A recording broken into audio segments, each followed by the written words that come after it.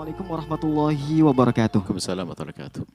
Semoga Buya dan santri Al-Bahja sehat-sehat selalu. Amin, amin ya rabbal alamin. Amin. Saya hamba Allah dari Indramayu izin bertanya.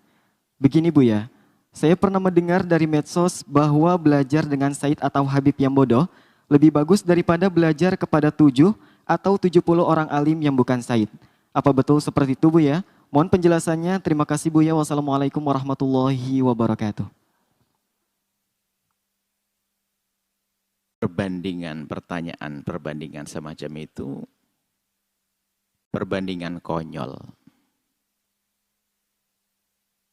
Jadi aneh, bukan pembandingannya semacam itu. Artinya perbandingan yang konyol, jawabannya juga nggak perlu. Yang harus kita pahami bahasanya, kalau orang punya nasab kepada baginda Nabi, jelas mereka adalah orang yang mulia, punya hak-hak yang harus kita penuhi, adalah ahli bait Rasulullah. Mulia, karena mereka punya darah sambung dengan baginda Nabi. Punya kemuliaan, kita letakkan di tempatnya, selesai. Kemudian orang alim yang mengamalkan ilmunya, orang alim yang benar adalah mulia, karena ilmunya sambung dengan Nabi, kita letakkan di tempat.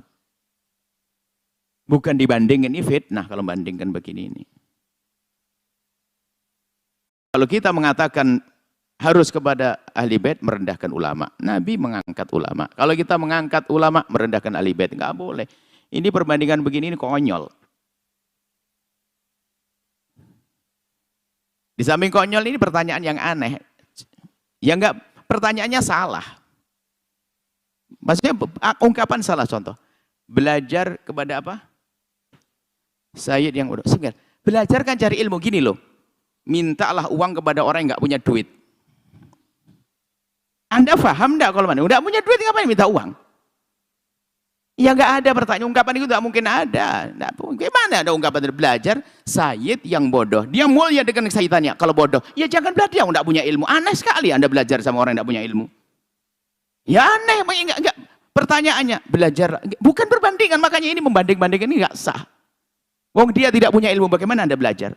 Beliau aja tidak punya ilmu. Muliakan karena dia seorang Sayyid punya nasab. Ya, akan belajar. Ya enggak dong, enggak punya ilmu. Aneh sekali. Makanya perbandingan begini konyol. Saya yang cerdas dong. Bandingannya aneh. Saya minta ada 2 orang. Satu punya duit, satu enggak punya duit.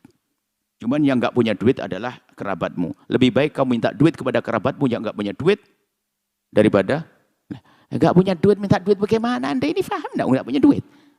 Jadi maksud kami itu, cuman kadang-kadang bahasa-bahasa begini menjadi sebab kita merendahkan, naudzubillah, merendahkan ahli bait Nabi, sisi merendahkan ulama. Nggak boleh, ini kalimat yang nggak sah.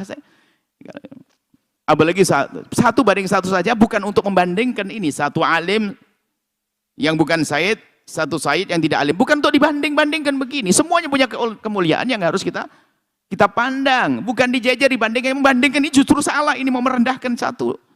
Mau merendahkan ulama, merendahkan Sayyid, ya nggak bisa dong. Yang membandingkan ini malah bahaya banget. Sayyid ahli bait Nabi Muhammad, Anda punya kewajiban untuk mencintainya, menghormati, muliakannya. Iya, satu sisi ini. Tapi belajar, ya enggak dong, enggak punya ilmu. Anda belajar apa? Ilmu itu ilmu jelas, ada sanadnya, ilmunya ada. Ini orang ilmu, Anda ambil ilmunya. Jadi tolonglah jangan aneh-aneh lah. Kita perlu yang kritis. Kemudian kebiasaan merendahkan adalah merendahkan ulama. Anda mau sambung dengan Nabi? Nggak mungkin, karena ilmu adalah dari para ulama. Anda membenci ahli bait Nabi Muhammad, Anda punya masalah besar dengan Rasulullah. Ini babnya beda. Maka jadilah orang seperti apa? Jika Anda bertemu dengan ahli bait Nabi, Anda punya kewajiban untuk muliakan dia. Baik dia bodoh atau pinter. Itu loh baru benar kalimat begitu. Cuman cara muliakannya adalah sesuai dengan kebutuhannya. Bukan muliakannya ada seorang Sayyid. Bang, minta duit, bang mau mabuk, Anda kasih, Anda kurang ajar dengan Rasulullah. Dia mau mabuk, Anda kasih. Nah ini, jadi cara menyayanginya adalah cara menyayangi yang benar. Dan ingat, jangan ada sedikit hati dengki. Dengki tersembunyi. Sayyid ya. Apalagi di saat ada Sayyid mabuk, lalu dia tepuk tangan, hati-hati. Anda bertepuk tangan dengan cucu Nabi yang melakukan kehinaan. Mesti Anda lebih menangis, karena apa? Itu cucu Rasulullah. Hati-hati, jangan ada dengki. Dengan ulama, hati-hati, jangan sampai tidak menghargai ulama. Karena mereka adalah warasatul anbiya. Ya, seperti itu. Jadi, dengan ulama, belajar dengan ulama. Belajar dengan orang yang berilmu dong. Yang jelas ilmunya dong. Sanad ilmunya harus ada. Ilmunya jelas. Belajar itu harus ada. Belajar kok kepada orang yang tidak berilmu, ya nggak mungkin dong. Nah, seperti itu. Jadi bukan untuk dibanding-bandingkan. Hati-hati ya. Jangan ada benci kepada ahli bait Rasulullah. Jangan sampai ada tidak punya penghormatan kepada ulama. Tidak ada punya cinta kepada ulama. Ulama adalah penyambung kita dengan baginda Nabi SAW dalam sisi ilmu. Ini saja insya Allah. Semoga Allah menjaga hati kita. Hati ya. Teman hari ini sudah mulai kita diajari untuk benci kepada ulama. Caranya macam-macam. Misalnya ada ulama. Ulama manusia. Tiba-tiba ada ulama melakukan pelanggaran, kemaksiatan dan sebagainya. Dipukul rata dasar kiai seperti itu. Berarti ada benci dari kemarin. Wah kiai, saya tidak percaya dengan kiai. Saya tidak percaya dengan ustadz. Saya tidak percaya dengan pondok. Nah, Anda sudah terbawa. Anda tidak cerdas lagi. Anda suka menyamakan semua orang. Ini bahaya. Sama melihat Said, ada Said yang benar satu, dianggap semuanya Said yang benar. Anda nggak cerdas. Said adalah manusia. Ada yang baik, ada yang tidak baik. Yang tidak baik harus kita perlakukan. Tetap kesayidannya, duriahnya sebagai duriah Nabi tetap. Tapi caranya kita beda menyelamatkan beliau. Nah, seperti itu. Jangan sampai kita ini. Pokoknya jangan hawa nafsu deh, membenci ulama sekarang dengan dengki pada ulama, benci saya dan sebagainya. Hati-hati, kita punya hitungan. Allah Maha tahu di hati kita, hei hamba Allah. Cuman sekarang ada upaya-upaya kebencian. Ada mungkin pondok melakukan satu kesalahan.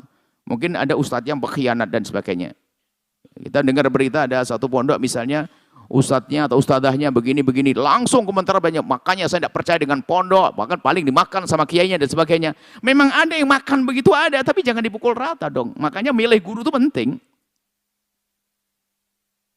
Kita gampang menyamakan, gara-gara Said yang nggak benar dipukul rata semuanya Said, Anda punya dengki dong kepada duriah Nabi, hati-hati. Mestinya Anda nangis dong, ada duriah Nabi melakukan kesalahan pelanggaran, nangis. Kemudian Anda berusaha untuk menyelamatkan beliau, begitu.